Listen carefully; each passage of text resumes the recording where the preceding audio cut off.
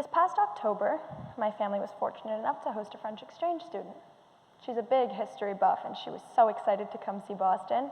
And she came during the best week of October when all the foliage was all like orange and awesome. And we thought that the duck tour would be the best option to show her the city. So we got front row seats on the duck tour. We went up, and she was so excited. And the tour guide looks at us, and she goes, "Ugh, look at these teenagers up here." Oh, well, it's nice to meet you too, I guess. But I was put in an uncomfortable situation because here I have my French buddy next to me, barely speaks English, doesn't know what a teenager is, and she's asking me what this lady just said, and I'm trying to explain to her that this random woman that she doesn't know just insulted her. Well, I wouldn't say insulted, more like stereotyped. See, when people think of today's teenagers, they think me-nager, screen-nager. They think of a generation where everyone wins without work, where mediocrity is satisfaction, and where instant gratification and dopamine rushes are the drugs that we can't live without. But why is that? Why is this the perception of us, and what actually goes on inside our brains? Well, to answer that question, I'm going to show you a brain scan of a 17-year-old. I drew it myself. But if we look at it a little bit closer, we can see that the teenage brain is split into 3 different parts. The green part is the internal section, the blue part is the external section, and the red part, we'll just leave that one for later. So we can start with the internal section, which is all about ourselves, because we're massive narcissists. No. See, when you're a little kid, nobody really judges you. Now maybe it's because nobody wants to judge an adorable little sassy 6-year-old, or maybe it's because that little sassy 6-year-old doesn't really know what judgment is at all. I mean, she could totally sit there and tell you that your hair is a mess and that your outfit is absolutely atrocious, even though she's probably wearing green leggings and a purple tutu herself. She doesn't really know what it means to give and receive judgment. That's because developmentally, as you grow into a teenager, you suddenly feel as though you have all these eyes on you all the time, constantly watching you, waiting to pick out at your mistakes and never let you live them down. And these eyes are constant. So we get into our own heads, and we start to reserve ourselves for fear that these imaginary eyes following us are going to judge us all the time. So let's take a look at an example of this. This is Clementine. I gave her that name because I don't know anybody with that name, and I thought it would be really weird if I named her after somebody that I knew. But that was like my overthinking. So here we have Clementine. She's a straight-A student at her school, varsity soccer player for 4 years, and she's just an overall star student. So one day, Clementine has a big soccer game. Her team is winning by a little bit, and the game's almost over, so it's pretty certain that her team's going to win. But she has this opportunity to go score a goal. I mean, like, it's practically open. Like, she just has to kick it, and it's there.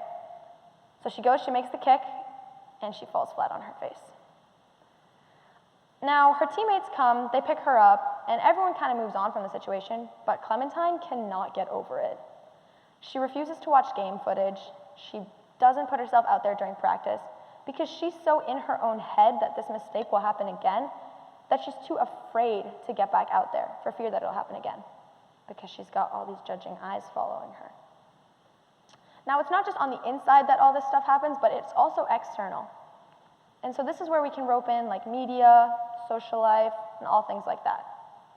Because of these wonderful magic little boxes that everybody has that grant us access to the world's knowledge with just a touch of a button, it's impossible for anything to get past this generation. I mean, the news is everywhere. Your friend who you haven't seen in a while, she's all over your TikTok For You page with her new friends, and your ex-girlfriend who you didn't really want to see again, yeah, her selfies are plastered to your Instagram feed. But the fact that this frequent consumption of media and knowledge is just so constant for teenagers, it leads to 32% of teenagers that have some type of anxiety disorder, which is a mind-boggling statistic. But let's put it back in the context of our friend Clementine. So we'll keep basically the same scenario. Big soccer game, scores the goal, completely eats it in front of the whole school. But this time, after the game, she starts to get over a little bit. Her school's hyping her up, and she starts to feel pretty good about herself. Until one day in class, somebody comes up and shows her a video. It's the video of her face planting during the soccer game, edited and posted to Barstool Sports Fails. Now the video is getting so much attention, hundreds of thousands of views, likes, comments, and Clementine is mortified because to her, one of the most humiliating moments that she's ever seen is plastered on the internet for everyone to see. And it's not just on social media that this stuff happens. As much as your mom might tell you that social media is not great and you should probably get off of it, this stuff does happen in real-world scenarios too. Because believe it or not, teenagers can still actually have face-to-face conversations. Things like expectations of getting into colleges are put a lot of stress on teenagers. Things like trying to fit into cliques at school. Even things like standing on stage in front of a bunch of people that you don't really know, presenting an idea that you thought was cool and hoping that they'll laugh at all your jokes. Oh, thank you.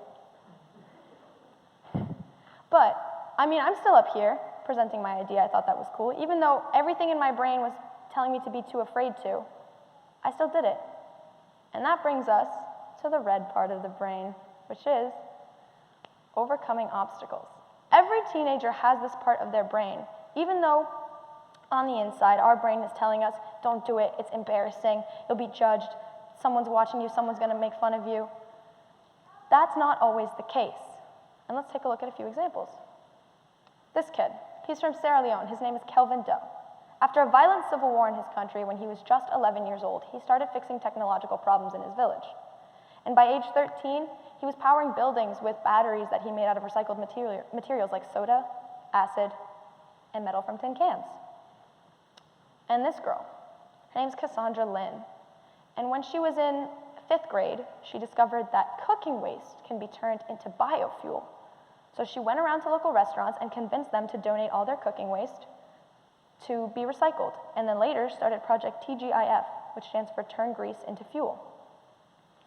Marley Diaz, at 11 years old, she was the mastermind behind the Twitter phenomenon, #1000BlackGirlsBooks, which resulted in cataloging over 10,000 books with Black female protagonists. Greta Thunberg preached to the Swedish government to do more about climate change, and spoke at the UN Climate Summit at just 16 years old. Yash Gupta, after breaking his glasses at 14 years old and having to wait a week for a replacement, he started his Sight Learning organization and has collected and distributed $1.5 million worth of glasses to people in need. Nicholas Lowinger started the nonprofit Gotta Have a Soul at 12 years old and has donated just about 100,000 pairs of shoes to kids in homeless shelters. And Jack Andraka, who in high school invented a device that can sense pancreatic cancer and other forms of cancer early. And finally, someone who I know we've all heard of because she was just at the Oscars, Malala Yousafzai, who was an advocate for women's education and was shot by the Taliban 3 times, but she survived, finished her degree, and continues working with her nonprofit, the Malala Fund, and was just nominated for an Oscar for her short film, Stranger at the Gate. Now, these 8 teens are an example that this part of our brain that allows us to overcome our fears can do remarkable things. Teenagers are the world's next generation of adults. We are going to be the ones to lead the world into a better place for future generations. Sure, we might be moody now. We might argue with you now, and even right now, we might not have fully developed prefrontal cortexes. But we are capable of amazing things. And those 8 examples were proof of it. So, take a second to look inside a teenager's mind and build them up. Because we are not meenagers, we're not lazy, and we are not mediocre. We're passionate, we're innovative, and we are a generation that takes action. Teenagers are the future. If you're going to take it from me, the future is bright. Thank you.